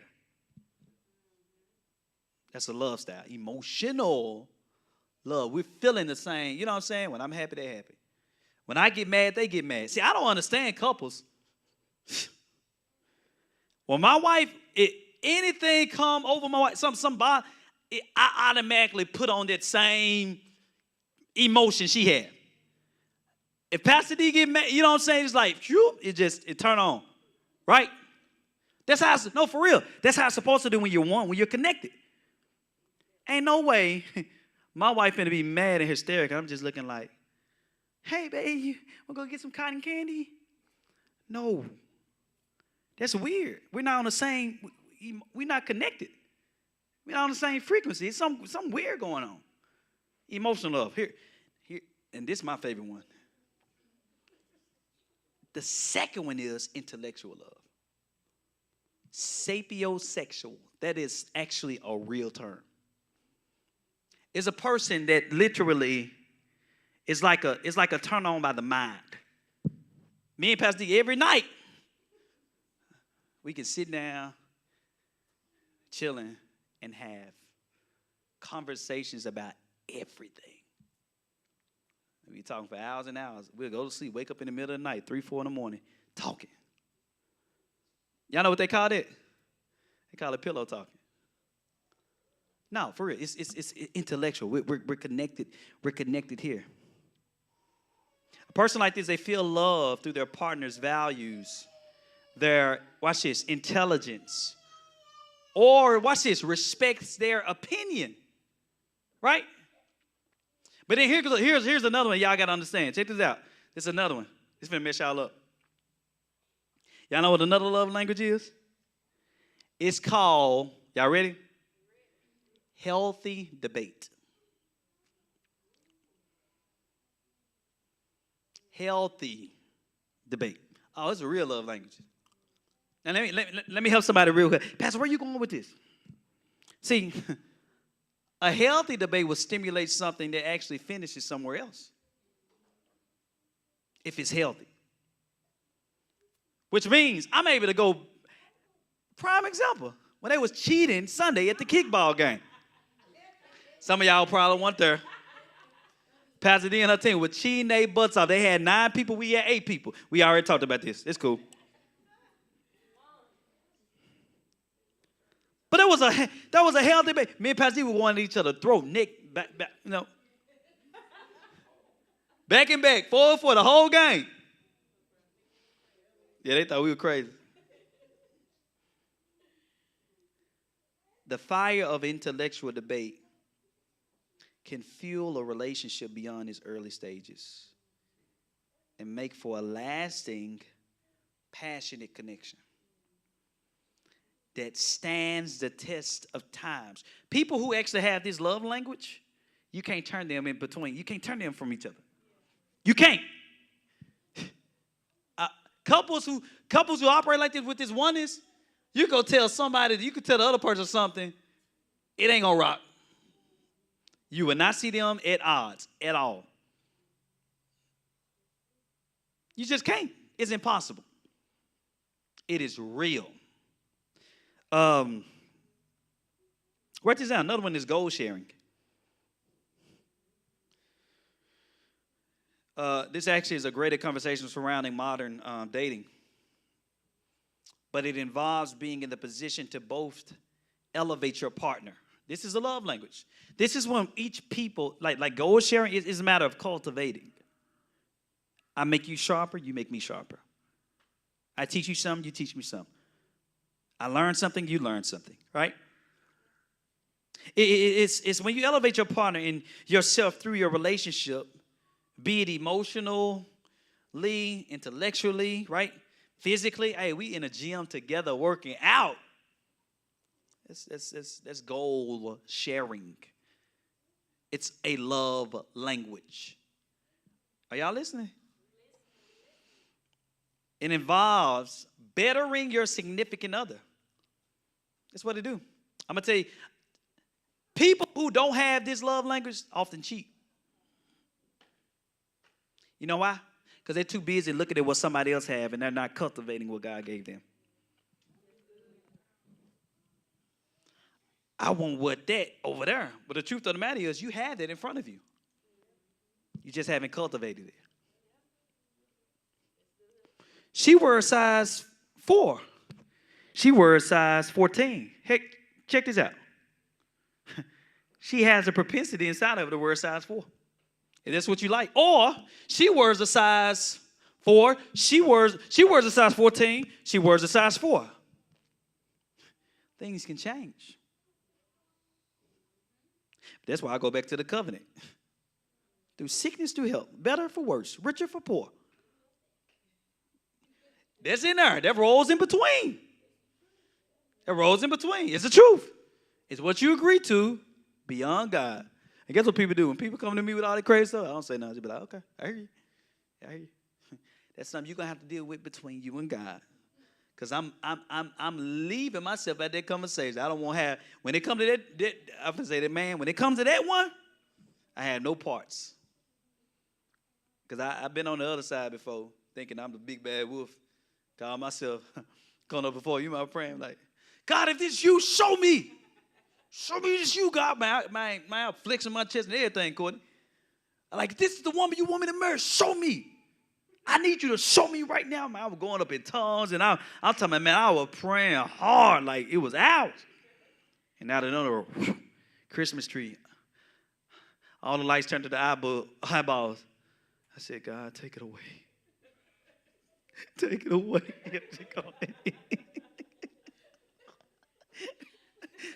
I went from a 20 to a 2 real quick. No, for real, like, God gonna show you, all right? You out there puffing and pumping, all right? I don't care what God, no, okay, because I said it. 7:59, any questions? Any questions, any comments as it relates to love languages? My single women, y'all got homework. Go buy that man a steak.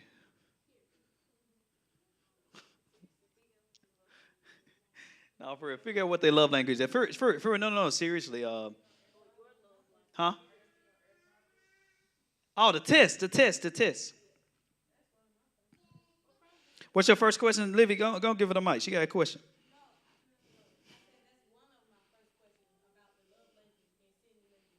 Oh, okay. Y'all got y'all AirDrop on? Oh, I'm sorry. You got an Android. I'm so sorry. If you have an Android, you cannot get this test. It's only for Android. I mean, for iPhone users. Huh? It's hard to explain unless you're an iPhone user. I'm gonna get you. I'm gonna post it. I'm gonna post it in the church group.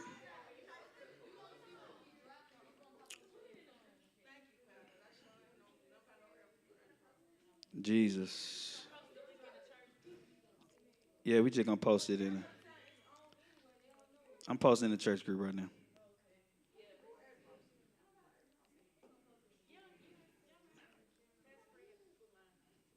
That's all right.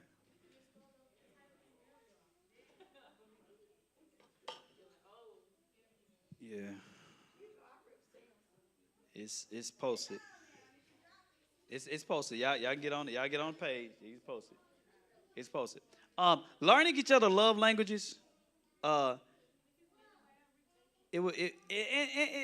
Pastor said, if it's been a while, retake it. Be honest. Do not listen. Don't be one of the people like answering the questions like you want it to be right. No, be 100% honest, so you can know your own love language. Be honest. It will help you out a whole lot. I can guarantee y'all, if you learn each other's love language and you love through that love language, it's over with. I promise y'all.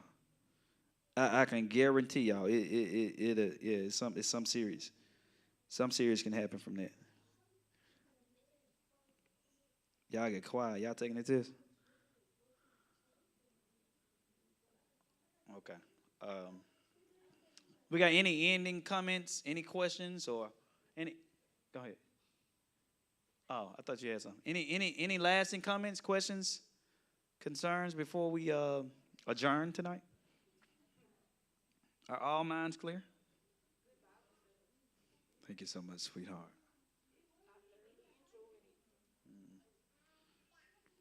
We good? Oh. Santi Talisha, our minds clear? Talisha trying to focus. Yeah. Say it again. You think you good? You sure? You 23 now. You sure? Oh, okay, I got you. That's fine. That's fine. I told you I can run outside. I can jump. I can run miles. I can do stuff y'all can't do. It's cool. Be old all day. I'm gonna be like for real when I get 50.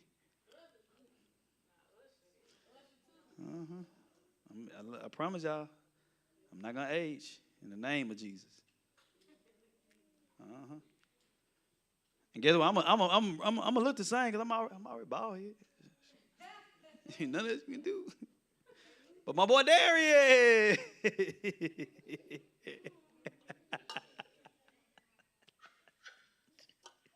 Y'all good. We got any lasting questions? Anything?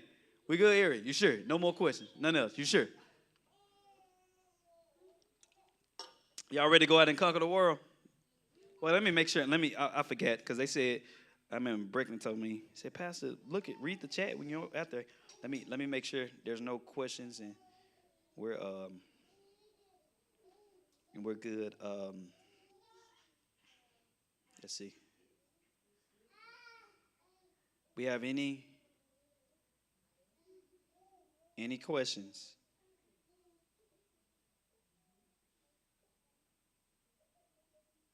And please you all, please you all, it's okay. Learn the love language, and begin to build from there. Do not assume your partner's love. Please don't do that. As Pastor D said, and I take that as well. Don't give somebody something you want them to have. That sounds so cute. I promise it. It sounds so romantic. But the truth of the matter is, don't get offended if it's not taken the way you want it to be, especially if you prophetic. You know, you give somebody something, they say thank you, but then you know they don't really like what you gave them. Don't do that. Just being A1, right? And who love language in here? Food. Everybody raise their hand.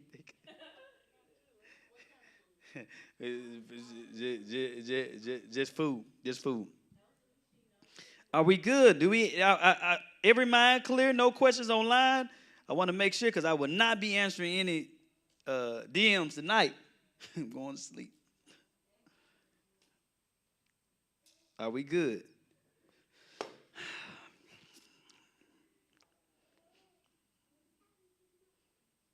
All right, y'all let the world know, and it's fine. You let the world know. Hey, Pastor said it's okay to, pay for a man. It is. Nothing wrong with it. Nothing wrong with it. Please, y'all, we in 2023. Okay? We're in 2023. Now, don't be out here being foolish now. Use discernment.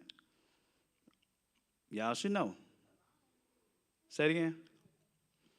Oh, it's going to help you out, though. Take the quiz. That's why everybody quietly take the quiz. Yeah, everybody taking the quiz now. I think everybody is in a thing. All right, while we doing this, let's go and give you all. Let's give. Let's give. And y'all, we're not shifting from this as well, because next Bible study we're still on this. We're gonna go a little bit deeper every Bible study. All right, today was just kind of general, because I really want to get into a whole lot. It's some real interesting things, y'all. I promise you, when you master love languages, you will. It won't be such a challenge when it comes to meeting new people. Anybody got a problem with meeting new people? Be real. Got a problem with meeting new friends? That's because you need to learn love languages. That's all. You got to learn. I promise you, when we begin to study this, y'all gonna be able to go to people at Walmart and you're gonna be able to connect with them. You're gonna be like, I never thought I could do this. Like Pastor D connect with everybody. When I first met Pastor D was like Wednesday, y'all. Y'all didn't catch that. Y'all don't know Wednesday off Adam's Family. That's okay. I forget. Y'all be watching. What's it? Power. That's all y'all be watching. That's it. Power and anything drama. All right. Let's give you all. Okay, I seen this now. All right. You good? Okay, let's all get ready to pray. Father, we thank you. We bless you, God, for this Bible study. We pray, God, that our minds are open, that we receive it, the information on tonight, God, that it'll take us to a new level, even as a parent, even as a lover, even as a friend, even as a business partner. And we'll be careful to give your name and praise. All the glory shall be yours. It is in Jesus' name we do pray. One more thing. I do want to say this. I do want to mention this. Also, guys, be very intentional about opening yourself up. And this is just for people who are in a relationship currently. Open yourself up, right? Don't make a person prior to understand your love language. Open yourself up. Tell them, all right? And there's nothing wrong with telling them how to love you. Tell them. Open up your mouth. You are not a child. Tell a person how to love you. It should not be mad, especially if you're married. Especially my married people. So what it was in the past. Tell the person how to love you. They can only love you. You're the teacher. Provide them the rubric so they can know how to treat you, right? And don't just go with things just because you want to make a person feel good. That's called lying. Okay, I see we got a lot of people in here that be doing it. If her spaghetti don't taste good, bro, you just tell her, I don't like your spaghetti. Okay, y'all don't like that. Okay, y'all. I'm trying to help y'all have a healthy relationship. Now, there's a way you could tell her, how she can do it a little bit different. But I'm serious. Don't be keeping, what you say? Okay, yeah, no. Don't. Y'all know I talk loaded. Come on, y'all. Don't go nobody to tell them they spaghetti nasty. Come on. Y'all get it. There's a way that you can present that to them. Don't do that, please.